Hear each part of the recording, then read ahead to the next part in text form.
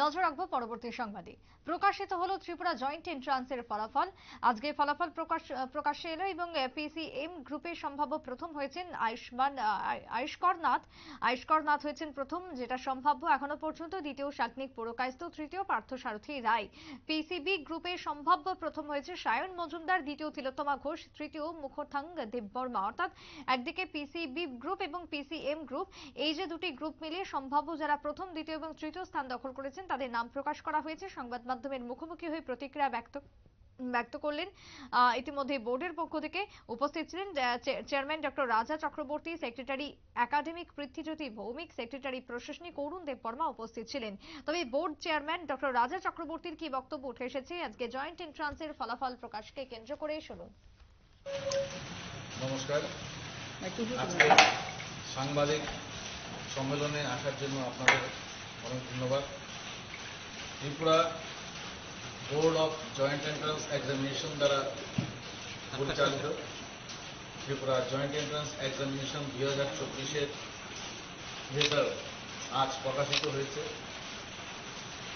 এই রেজাল্টটি আমাদের ওয়েবসাইটে প্রকাশিত হয়েছে এবং আগামীকাল সেটা পত্রিকাতেও পাওয়া যাবে। এবার জয়েন্ট এন্ট্রান্স পরীক্ষাটি হয় 2 মে, যদিও তার আগের ডেটটি ছিল 24 এপ্রিল। রাজ্যে লোকসভা নির্বাচনের জন্য ছাত্রছাত্রীদের এবং অভিভাবকদের সুযোগ সুবিধা মাথায় রেখে আমরা জয়েন্ট এন্ট্রান্স পরীক্ষাটি 2 মেতে নেই।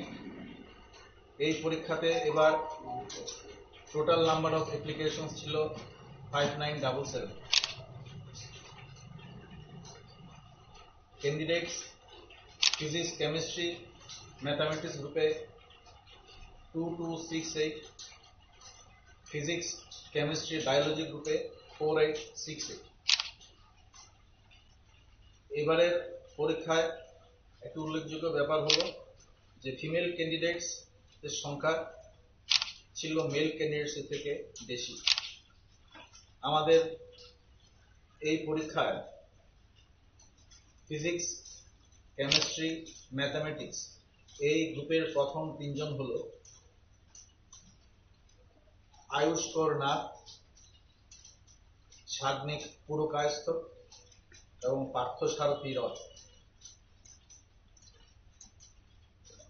এবং ফিজিক্স, কেমিস্ট্রি, বায়োলজি এই গ্রুপটিতে প্রথম 3 জন হলো সায়ন মজুমদার, তিলোত্তমা ঘোষ, মুখথাং দেববর্মা।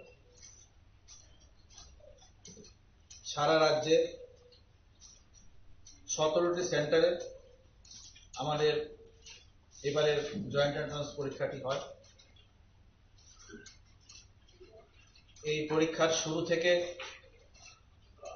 শেষ অবধি রেজাল্ট পাবলিকেশন পর্যন্ত যারা প্রত্যক্ষ এবং পরোক্ষভাবে আমাদের বিভিন্নভাবে সাহায্য করেছেন তাদের সবার কাছেই আমরা কৃতজ্ঞ। নমস্কার। এর আগের বারের তুলনায় এবারের সংখ্যা কি বেড়েছে না কমেছে? গতবারের তুলনায় আমাদের পরীক্ষার্থীর সংখ্যা এবার বেড়েছে। গতবার ছিল আমাদের টোটাল অ্যাপ্লিকেশন ছিল 5636, এবার আমাদের টোটাল নাম্বার অফ অ্যাপ্লিকেশন হয়েছে 5977 এবং বেড়েছে 6%। এছাড়া আমাদের বিভিন্ন ক্যাটাগরিতে জেনারেল, এসটি ক্যাটাগরি এবং এসসি ক্যাটাগরিতেও পরীক্ষার্থীর সংখ্যা গতবারের তুলনায় বৃদ্ধি পেয়েছে। পাশের সংখ্যা এখানে পাস ফেললে মানে সব র্যাঙ্কিং করা, মানে পার্সেন্টেজ হাইয়েস্ট পার্সেন্টেজটা কত ছিল? এটা পার্সেন্টাইল হিসাবে আছে। এটা এক্ষুনি আমাদের কাছে নেক্সট এসেছে, এটা পার্সেন্টাইল হিসাবে দেওয়া। আচ্ছা,